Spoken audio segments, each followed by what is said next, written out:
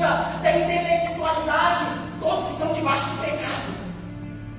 E hoje, talvez, alguns acham: eu sou filho de crente desde berço, eu canto bonito, eu oro bonito, eu prego bonito, eu sou presbítero na igreja, eu tenho bacharel em teologia no seminário. Todos estão debaixo do pecado.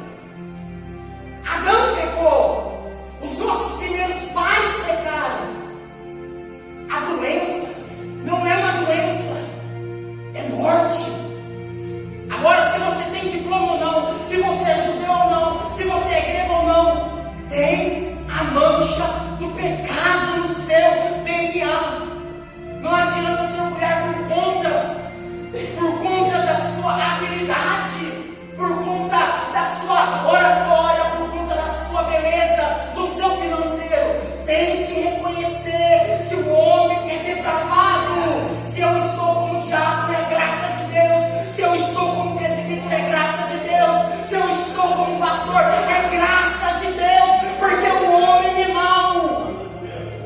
Não há um justo sequer, não há quem entenda, não há quem busque a Deus. E por uma falta, um pouco de estudo, muitos pregam e fazem com que a igreja se acha merecedora de algo. Eu mereço, porque eu faço isso. E cai no erro da meritocracia. Eu mereço isso, por isso que eu tenho isso. Deixa eu te falar uma coisa: até o dízimo que você dá, as bênçãos que você recebe, não é porque você dá o dízimo. Você dá o dízimo porque você é abençoado e você reconhece o dono de tudo que te sustenta. Você devolve a parte dele. Se você oferta, se você dizima, achando: eu vou ofertar, eu vou dizimar e Deus vai me dar isso, está errado. Você oferta, você dizima porque você é abençoado. Porque o homem é caído. O homem é voltado para as obras da carne. Eu te respondo qual é o grande problema. O grande problema se chama pecado. O grande problema se chama pecado. E o mundo sofre até hoje por conta da maldade do homem, do pecado da humanidade. Eclesiastes capítulo 7, versículo 29 diz: vede, isto tão somente achei que Deus fez o homem reto, ou seja, Deus não fez o homem torto. Deus fez o homem reto, mas ele buscou muitas invenções. O pecado foi achado em Satanás e no homem se originou no Éden. Adão não foi criado torto, Adão foi criado para governar, para ser governador, para administrar, representar Deus aqui na terra. A mulher foi criada para auxiliar, mas por conta do pecado, não apenas Adão, mas todos nós fomos afetados. E até hoje nós sofremos por conta do pecado. Não se espante se amanhã novamente você ligar no Jornal Nacional e ver outra fatalidade. A culpa é nossa mesmo, por conta do pecado. E a injustiça em Deus em aplicar a sua ira. Jamais o homem é mau. Tudo que você faz de bem é graça de Deus. Se você não entender isso, você vai achar que merece algo e nós não merecemos nada. Eu vou falar o que nós merecemos: o fogo do inferno. Mas Jesus Cristo veio, morreu no nosso lugar, morreu para nos salvar. E hoje, através da graça de Cristo, nós temos acesso à salvação. Aleluia. É graça. É graça. E o homem precisa entender. O homem precisa entender que é caído. Jonathan Edwards, no seu sermão Pecadores nas mãos de um Deus irado, um clássico. Quando Jonathan Edwards, antes de pregar, há 3 dias não dormia, há 3 dias não comia e nem bebia. Quando ele se posiciona no púlpito para pregar, pessoas falavam que o rosto dele brilhava como de um anjo. E ele pregava com autoridade a respeito do inferno, que o homem é pecador nas mãos de um Deus irado. Ele foi tão intenso na sua pregação que pessoas seguravam na cadeira com medo de ser engolida para o inferno. Um homem se levanta, vai até o púlpito e fala: Senhor Edwards, para de pregar, porque nós não vamos suportar essa mensagem. Porque quando nós vemos a real verdade, nós nos damos de frente com a verdade, nós temos que nos reconhecer que nós não merecemos nada, que nós somos pecadores. Deus cria o homem à sua imagem e à sua semelhança, mas por conta do pecado entrar na humanidade, nascemos com a natureza de Adão. Ou seja, todos nós herdamos a natureza Adão, natureza caída. No capítulo 2 do Gênesis, versículo 17 diz: contudo, não comerás da árvore do conhecimento do bem e do mal, porque no dia em que dela comer, com toda certeza ficará ferido. É isso? No dia que comer, você vai ficar aleijado,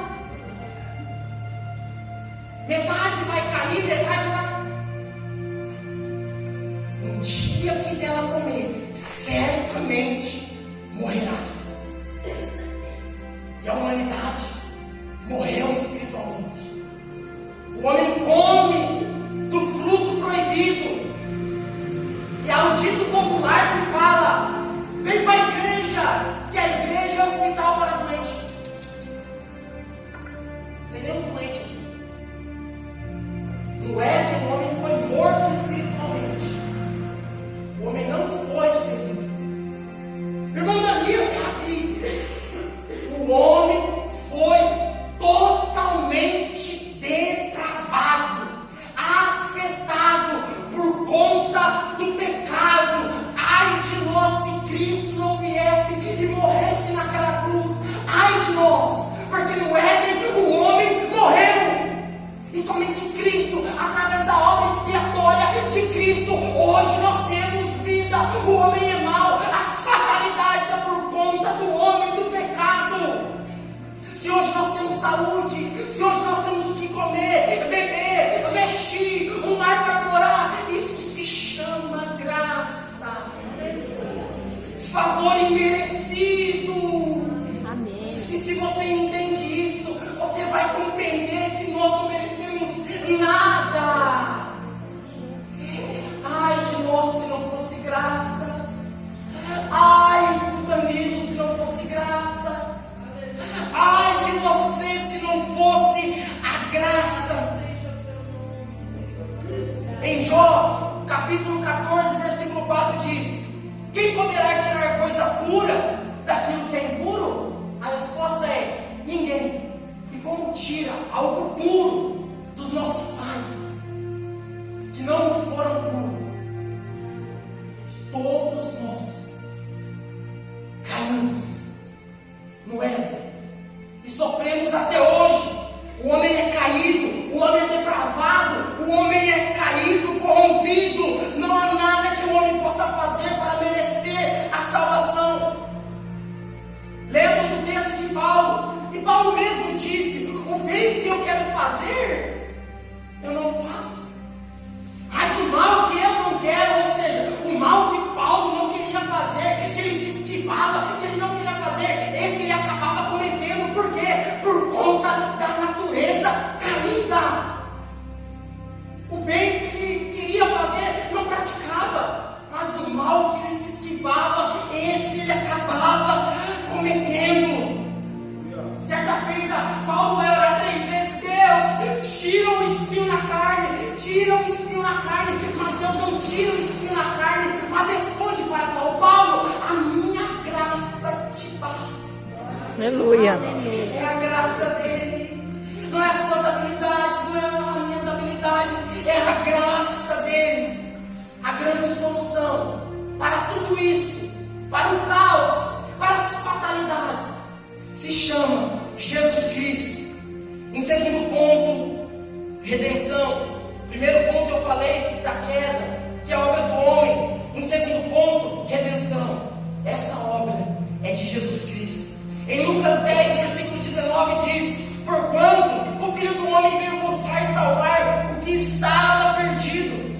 Estávamos perdidos nos nossos pecados, nas nossas iniquidades, nos nossos delitos, mas Cristo nos chamou. Não somos nós que o aceitamos, é Ele quem nos aceita. Não é nós que amamos Ele primeiro, nós o amamos porque Ele nos amou primeiro. Na antiga aliança, animais eram mortos para serem perdoados dos pecados do povo, mas agora na nova aliança, o Cordeiro de Deus veio para tirar o pecado do mundo, sofreu na cruz, foi morto, mas ao terceiro dia Ele ressuscitou, e hoje nós podemos se achegar ao Deus Pai Todo-Poderoso, porque o véu foi rasgado de alto a baixo, não por obra minha, não por obra sua, mas pela obra de Jesus Cristo na cruz do Calvário. Aleluia. Obrigado, Senhor. É Ele que merece o louvor, é Ele que merece a honra, a glória, a adoração, porque é obra Aleluia. de Cristo, não é obra minha, não é obra sua. Se hoje nós somos o que somos, é por conta da graça. Ele não tinha obrigação, mas por graça nos amou. Por graça nos amou. Ele nos chamou. Quando começa a chamar os seus discípulos, Ele não chama os melhores em questão intelectual. Vai chamar pescadores. Muitos dizem, mas Ele vai sentar com pecadores. Jesus Cristo, os doutores da lei agora começam a perseguir Ele, os fariseus, os escribas, porque agora Ele está entrando na casa de pecador. Agora pescador é discípulo. Os doutores da lei, os religiosos, ficaram indignados, porque Ele chama o menor. Foi assim com Davi, foi assim com José, foi assim com Moisés, foi assim com Jeremias, foi assim comigo, foi assim com você. Não é o seu diploma que vai definir quem de fato você é. O que define de fato quem você é o que Cristo pensa a respeito de mim e a respeito de você. Aleluia. Temos nós mérito em algo? Jamais. O mérito é dele, porque não fui eu, não foi você que morreu na cruz do Calvário. A obra do homem foi a queda, mas a obra de Jesus Cristo é a redenção, é a expiação, é o perdão pelos nossos pecados. Aleluia. A velha natureza, o velho homem é morto, e agora nós temos vida com Cristo, mas ainda não chegou ao fim, não chegou, então nós temos que batalhar dia após dia. E agora entra a obra do Espírito Santo, e aqui eu já passo para o terceiro ponto. Espírito Santo, terceiro ponto, santificação. Obra do Espírito Santo em Romanos 15:16 diz: para que eu seja ministro de Cristo Jesus entre os gentios, no sagrado encargo de anunciar o Evangelho de Deus, de modo que a oferta deles seja aceitável, uma vez santificada pelo Espírito Santo. Culpa do homem que é caído. Obra de Cristo, agora nós temos acesso à salvação. A obra do Espírito que nos ajuda na santificação. E essa santificação ela não para no início. Nós estudamos na EBD e falamos que na santificação há 3 estágios. Qual é eles? Primeiro, o inicial, depois o progressivo e depois o definitivo, ou seja, o final. Nós estamos progressivamente num processo de santificação. A natureza ainda habita em nós, o espinho na carne ainda tem, mas há um Espírito Santo que nos ajuda a santificar, a Jesus Cristo, a Deus, nosso advogado fiel.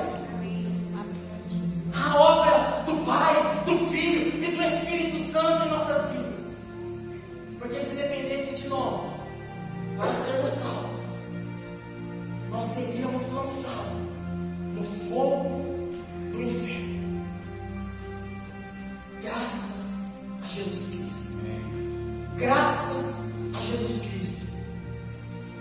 Hebreus 12:14 diz: esforce-se para viver em paz com todos e para serem santos. Sem santidade, é provável que você ainda consiga ver a Deus? Sim ou não? Sem santidade é impossível. Ninguém vai ver a Deus sem a santidade. Ninguém. Irmão Danilo, e a natureza do pecado? Há um espírito em você que convence você dos seus pecados. Há um espírito em você. O pecado para o crente tem que ser um deslize, um erro, não uma programação. Você sabe dos seus pecados de estimação. Você sabe quando você se programa para pecar. Você sabe. Mas há Deus, há Jesus Cristo, o Espírito Santo que perdoa você nesta noite dos pecados. Não há agora diferença dos judeus, gentios, não há diferença. Todos estão nivelados debaixo do pecado. Mas há uma graça. Há uma graça. Permaneça no pecado quem quiser.